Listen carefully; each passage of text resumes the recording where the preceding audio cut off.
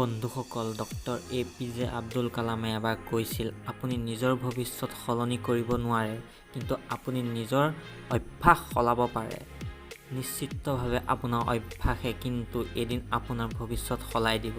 আমাৰ জীৱনত যি ঘটি আছে সেইবোৰ আমাৰ কৰ্মৰ ফল, আৰু আমি সেইবোৰ কৰ্ম কৰোঁ যিবোৰ আমাৰ অভ্যাস আছে।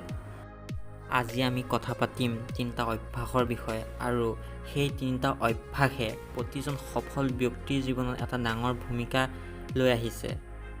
যদি আপুনি এই 3টা অভ্যাস আপোনাৰ দৈনন্দিন জীৱনত কৰে, তেনেহ'লে মই গেৰেণ্টি দিছোঁ আপোনাৰ জীৱন সম্পূৰ্ণৰূপে সলনি হ'ব।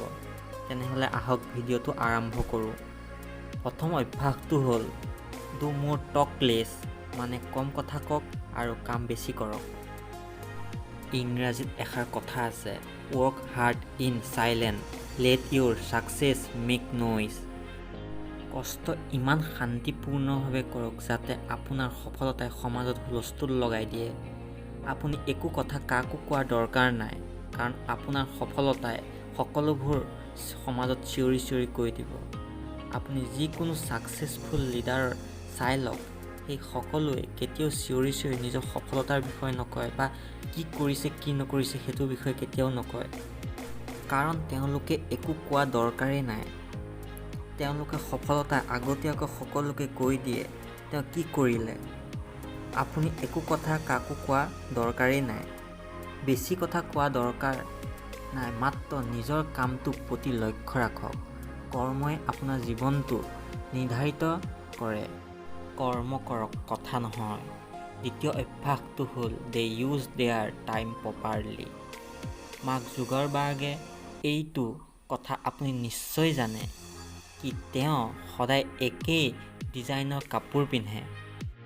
তেওঁৰ ইমান টকা আছে যে তেওঁ বহুত কোম্পানী কিনি ল'ব পাৰে কাপোৰৰ, তথাপিও তেওঁ মাত্ৰ এটা ডিজাইনৰ কাপোৰ সদায় পিন্ধে। এনেকুৱা কিয় কৰে? যেতিয়া তেওঁক সুধিলে, তেতিয়া তেওঁ উত্তৰ দিলে, ইমান লাখ লাখ প্ৰয়োজনীয় কাম থাকোঁতে মই এইবোৰ অপ্ৰয়োজনীয় কামত কিয় সময় নষ্ট কৰিম। আজি কি কাপোৰ পিন্ধিম, কাইলৈ কি কাপোৰ পিন্ধিম, এইখিনি চিলেক্ট কৰিবলৈ বহু সময় নষ্ট হয়। এইখিনি সময় বচাবলৈ তেওঁ সংকল্প ল'লে কি তেওঁ গোটেই জীৱনত একেই ডিজাইনৰ কাপোৰ পিন্ধিব। তেওঁ ভাবে যে এই কামটোৱে তেওঁৰ জীৱনত কোনো প্ৰভাৱ পেলোৱা নাই। তেনেহ'লে আপোনালোকে বুজি পাইছেই চাগে এইকণ সময় তেওঁৰ কাৰণে কিমান মহত্বপূৰ্ণ। তেওঁ এক মিনিটৰ কথা ভাবে, how to use 1 minute properly. আৰু আমি কেতিয়াবা ঘণ্টা, সপ্তাহ বা মাহ বৰবাদ কৰি দিওঁ, আৰু কিছুমান মানুহেতো গোটেই জীৱন বৰবাদ কৰি দিয়ে আৰু নিজে উপলব্ধিও নকৰে। মই আগতো এবাৰ কৈছোঁ আৰু আজিও আকৌ এবাৰ কওঁ, সময় বৰবাদ নকৰিব, সময় গ'লে ঘূৰাই নাপাব। পিছত তৃতীয় অভ্যাসটো হ'ল চেল্ফ টক। সদায় আপুনি নিজে নিজৰ লগত কথা পাতক।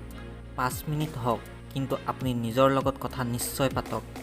আপোনাৰ জীৱনত কি হৈছে সেইটোৰ বিষয়ে নিজে নিজক সোধক। মানুহবোৰে আনৰ জীৱনত কি হৈছে সেইটো জানে, কিন্তু আমি নিজৰ জীৱনত কি হৈছে সেইটো আমি নাচাওঁ। যিজন মানুহে তেওঁৰ নিজৰ জীৱনত কি হৈ আছে সেইটো জানি ল'ব পাৰে, বা মই নিজে জীৱনত কি কৰি আছোঁ সেইটো বিষয়ে জানো, তেতিয়া তেওঁ নিশ্চয় জানিব সফল হ'বলৈ তেওঁ কি কৰিব লাগিব। তেওঁৰ মাইণ্ডত এই কথাটো সদায় গৈ থাকিব, মই শুদ্ধ কৰিছোঁ নে ভুল কৰিছোঁ। সেইকাৰণে সদায় নিজৰ লগত কথা পাতক। যিমানবোৰ ছাকচেছফুল ব্যক্তি আছে সেই সকলোবোৰে নিজৰ লগত কথা পাতে, সদায় নিজক প্ৰশ্ন কৰে, মই কি কৰিলোঁ। মই আৰু এটা কথা আপোনাক কওঁ, যিমান আপুনি নিজকে প্ৰশ্ন কৰিব সিমানে আপুনি আৰু ইণ্টেলিজেণ্ট হৈ যাব। This is a real definition of intelligent. তেনেহ'লে আহক একেলগে 3টা অভ্যাস আকৌ এপাক চাওঁ। Do more talk less, they use their time properly, self talk. যদি আপুনি এই 3টা কথা আপোনাৰ জীৱনত অভ্যাস কৰিব পাৰে, তেনেহ'লে আপোনাৰ জীৱনত আগবাঢ়ি যাবলৈ কোনো ৰাখিব নোৱাৰে। ধন্যবাদ।